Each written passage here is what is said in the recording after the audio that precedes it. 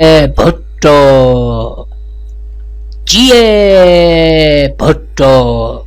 छोरा छा है केड़ी रड़ा थई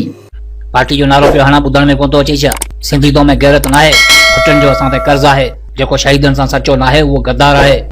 भाग केड़ी टेंशन खई अथई किथां पे अचे किथां पे वने का खबर अथई जुल्फकार अली भुट्टे का वठी मीर मुर्तजा ताईं शाहनवाज का वठी मोहतरमा शहीद बेनजीर भुट्टो ताईं हर शहादत जो न सिर्फ सिंधी कौम के दुख आ पर उन्हनि जी जदोजहद जो कदर बि आ पर इन जो मतलब इहो हरगिज़ न आहे त भुट्टन जो नालो इस्तेमाल करे कुछ भी कयो वञे कहिड़ो कर्ज आहे ॿुधायो गवर्नमेंट चवे थी त दुनिया जो कर्ज आहे पीपल्स पार्टी वारा चवनि था त भुट्टे जो कर्ज आहे छा सिंधी कौम रुगो कर्ज लाहिण लाइ पैदा थी आहे पीपल्स पार्टी जेकॾहिं सिंध लाइ कम करे थी अवाम जी तरक्की लाइ कम करे थी त अदा अखियुनि ते असीं चऊं था अञा 50 साल सिंध में पीपल्स पार्टी जी हुकूमत हले पर जेकॾहिं सिंध जे हालात जो जाइज़ो वठो त हालात अक्स भयानक हक़ीक़त बयान कनि था ॻोठनि जी हालत ॿुधाइण जे लाइक़ नाहे पर शहरनि जो ॾेख बि आसार क़दीमा बणिजी वियो आहे सिंध जे हर शहर जो इहो ई हाल आहे छो त असांजो नुमाइंदो वॾेरो या वरी सरदार आहे इन्हनि जे साम्हूं असांजी औकात अवाम जी न पर गुलाम जेतिरी आहे अहिड़ी जमहूरियत अवाम लाइ हिकु अज़ाब हूंदो आहे जंहिंमें हर अमल अवाम जी भलाई लाइ न पर ज़ाती मफ़ाद हूंदो आहे पीपल्स पार्टी खे वोट ॾियो था भली ॾियो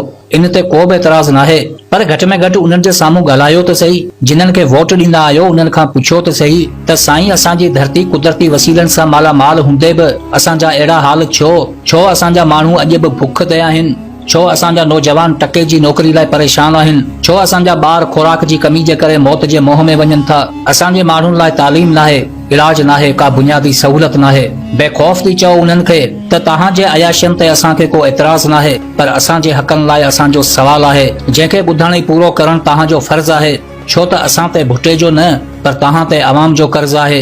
पीपल्स पार्टी जेकी सिंध में तरक़ियाती कम कया उहे तव्हांखे विसरी विया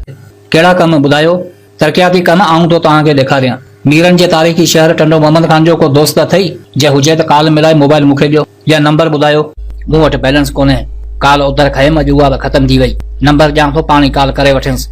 अदा हरू भरू भुट्टे जो कर्ज़ खणी हलंदे सो अहिड़ा ई हाल हूंदा नंबर ॿुधायो अस्सलाम वालेकुम अदा वॾी महिरबानी जो असांजे शहर जे मसइलनि खे तव्हां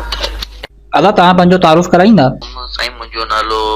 हबीब प्रेमी आहे ज़ात मुंहिंजी चना आहे ऐं मुंहिंजो तालुक़ सिंध जे मशहूर ऐं क़दीमी शहर टंडो खान सां आहे मुंहिंजो कमु शाही बाज़ार में नंढड़ो दुकान आहे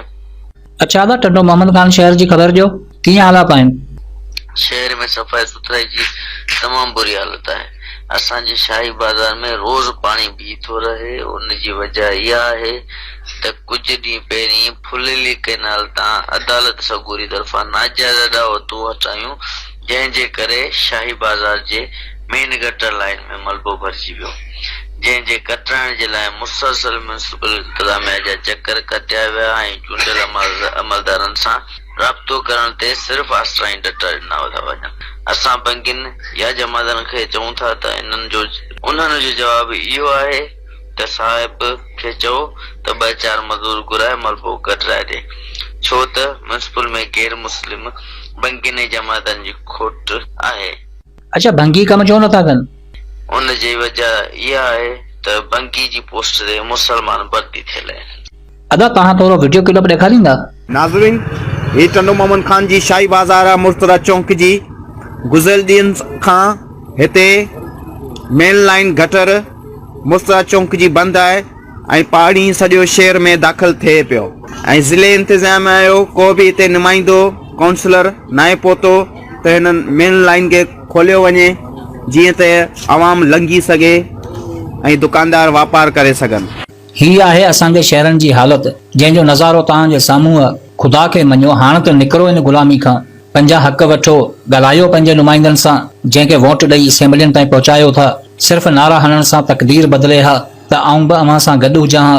अदा तव्हां सही पिया चओ पर सिर्फ़ असांजे चवण सां छा थींदो अदा इन सोच खे ख़तमु करणो आहे त मुंहिंजे हिकिड़े सां छा थींदो तव्हांखे हिकिड़ो वाक़ियो ॿुधायां थो 10 अगस्त 1976 उत्तर आयरलैंड जंग जी हालत में हो उते बलफास्ट शहर जे घटियनि में हिकु वाक़ियो पेश आयो वाक़ियो हीअ हो त हिकु माण्हू कार में कुझु माण्हुनि खां भॼण जी कोशिश करे रहियो हो उन्हनि खां निकिरण लाइ हिन कार खे घटियनि ॾांहुं मुड़ियो तेज़ रफ़्तारी जे करे गाॾी ओचितो हिकु माउ ऐं उन जे 3 पुटनि जे मथां चढ़ी वई मां त बची वई पर उन जा 3 पुट मौके ते ई मारिजी विया। जंहिं सरज़मीन ते जंग जो समा हुजे उते 3 पुटनि जो मौत का हैरत जी ॻाल्हि नाहे, पर उन वाक़े जो नतीजो पूरे आयरलैंड खे बदिलाए छॾियो। जिते ही वाक़ियो पेश आयो उते हिकु घरेलू औरत रहंदी हुई। गाॾी जे टकर जो आवाज़ ॿुधी हिन दरवाज़ो खोलियो ऐं मंज़र ॾिसी हैरान थी वई। 3 ॿारनि जो मौत ऐं ज़ख़्मी औरत जो चेहरो ॾिसी इन जे ज़मीर इन खे आवाज़ ॾिनो त जे इंसान आहीं त इंसानियत जो हक़ अदा कर। उहा औरत उते मौजूद हर घर जे दरवाज़े ते वई ऐं हर फर्द खे वाक़िए जा मंज़र ॾेखारे ही समझाइण जी कोशिश कई त जेकॾहिं इन दौर खे ख़त्म करणो आहे त असांखे ई करणो आहे। हिकु औरत जी पुकार ते हर शख़्स लबेक चयो ऐं घर मां निकिरी रोडनि ते आयो। अहिड़ी तरह माण्हुनि जी वॾी तादाद जमा थी पंहिंजो अमन पैगाम खणी रैली जी शक्ल अख़्तियार कई। रेडियो टेलीविज़न इन्हनि जे हक़ में हलिया ऐं इन मुख़्तसर इब्तिदा नए दौर जो आगाज़ कयो जेको अॼु बि दुनिया में उत्तर आयरलैंड अमन तहरीक सां यादि कयो वञे थो। 1974 जो नोबेल प्राइज़ उन घरेलू औरत ऐं 3 पुटनि जी ख़ाला खे ॾिनो वियो। अदा कुझु करण जो हौसलो हुजे त मुखालफ़त बि मुतफ़िक़ थी पवंदी आहे। हलण सां ई रस्ता ठहंदा आहिनि, वेहण सां त ठहियल रस्ता बि फिटी वेंदा आहिनि। मग़रबी मुआशिरो पाण खां अलॻि सम्झो था त मुसलमाननि जी तारीख़ मां ई सिखो। यादि रखो त मुखालफ़त हमेशा उसूलनि जी हूंदी आहे, मुनाफ़िक़त में त बसि वाहवाही थींदी आहे। इब्राहिम अल फज़ारी, जाबिर बिन हयान, याकूब बिन तारिक, अब्ने फरनास अल मसूदी ऐं अल बैरूनी जहिड़ा हज़ारे मुसलमान साइंसदान जिन्हनि खे अॼु बि स्कूलनि में पढ़ायो वञे थो, पर इन्हनि जे दौर खे पढ़ो त उन्हनि जी मुखालफ़त ॾिसी हैरान थी वेंदा। पंहिंजी अज़मत खे सुञाणे ज़िंदगी खे रस्ते ते आणियो, हक़ीक़त खे साम्हूं रखी पंहिंजी क़ौम खे ॿुधायो त गैरत नारनि ते न पर उसूलनि ते ॾेखारियो। पंहिंजे दिलि ऐं दिमाग़ में ही ॻाल्हि विहारे छॾियो त जे हाणे वोट ॾियणो आहे त पंहिंजो हक़ बि वठणो आहे।